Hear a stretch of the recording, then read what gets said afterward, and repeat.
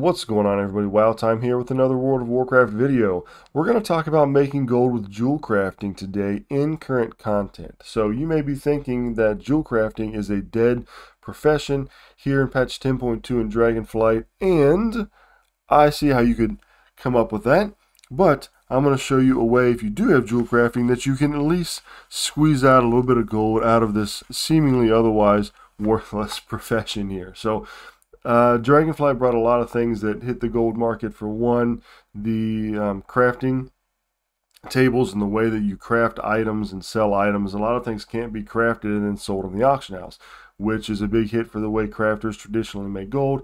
That on top of a region-wide auction house that we now have, where mats are across all realms. So how are we going to make money with jewel crafting? You got a jewel crafter, you want to make some gold with it. How are we going to do it? Well, this is how we're going to do it. We're going to sell rings and necks for PvP. So with each PvP season so far, Blizzard has brought out new craftable item sets. So for us as jewel crafters, we're going to want to type in Verdant, and that's going to give us everything with the word Verdant in it, which is not what we necessarily need. But as you can see here, some of these PvP pieces are selling really well. This is early in the season, still the first week, so you want to capitalize on this as early as you can, obviously, but these are still going to be good throughout. So we're going to narrow that down. We're going to type in Verdant, J-E-W, short for jeweled, and here we go. This is what you need to get. You need to get the patterns. So for the Verdant Combatant's Jeweled Signet and the Jeweled Amulet. Now you can get these one of two ways. You can get these in PvP battles that they could drop, and you can get them from the strong box. But you have a chance to get them with every other Verdant piece out there, even if you don't have that skill or that profession. So I recommend just buying them out. You're going to get your money back. Now I bought these when they were a little bit higher. As a matter of fact, this was like I think 17K, and then this was like 15K or something like that. So I spent a little bit more. But right now, 12,500 for the signet, and you can see these signets are selling for 2,840 gold, so that's really good. And then the amulet, 4,500, and they're selling for about 900. Now these prices have dropped since I started doing this, but let's go ahead and look at some of the sales that I've had just over the past couple of days. Now keep in mind, I did repost these about twice a day. So I reposted it once, and then like when I got home from work, I reposted it again, and then in the morning canceled the auctions, reposted them again. So very, very casual. But if you wanted to be aggressive on this, you could probably get more sales. So let's look at my auctions here. Not auctions. Let's check out the mailbox. All right, so the mailbox, and let's see what we've sold.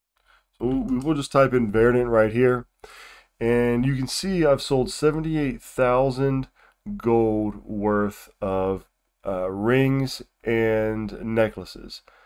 Now I did sell a design. I bought a couple of these to flip. It ended up being a bad decision, and I lost a lot of gold on it. So let's minus that 19,000 from the 78. So that gives us a total of about 59,741 between the necks and the rings.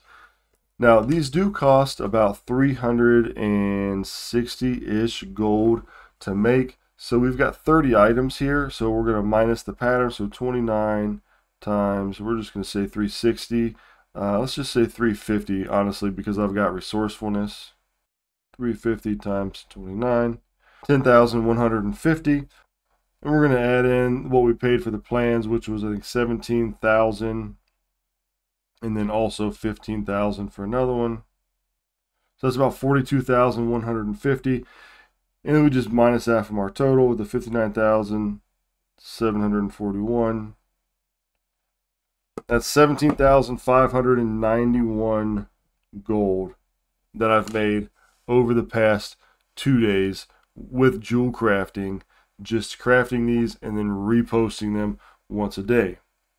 Now the cool thing about this is I have this pattern. I can continue to sell these over and over, right? So if I have 10 or 20 of each listed and posted on the auction house at a time, that's really going to help over the course of the expansion. These things are still going to be good. So I'm not too stressed about it. This is something that is going to keep on giving. Once you do it and you get it, you're going to keep on getting gold from it. Now, you do need to note, though, that these can be crafted in two different item levels. 405 right here, and then 412. So you definitely want the 412s, which at this point, if you have jewel crafting, you should have enough points into whatever you have to put points into to make sure that you get this at a 412. I do make sure that I use the higher quality items, all the 3 stars, the settings, and the sapphires, just to guarantee that.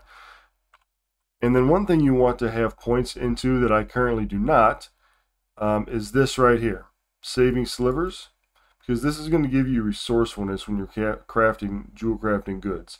So this is going to help you as you're crafting save like your rousing ire, your mystic sapphires, and then your settings. So that's going to, over the long run, that's going to cut down your cost by a lot. So you want to put points into that for sure. So there's one way that you can make gold from the World of Warcraft jewel crafting profession. So is it dead? Well, it's not in its heyday anymore, but if you have it, no need to get rid of it.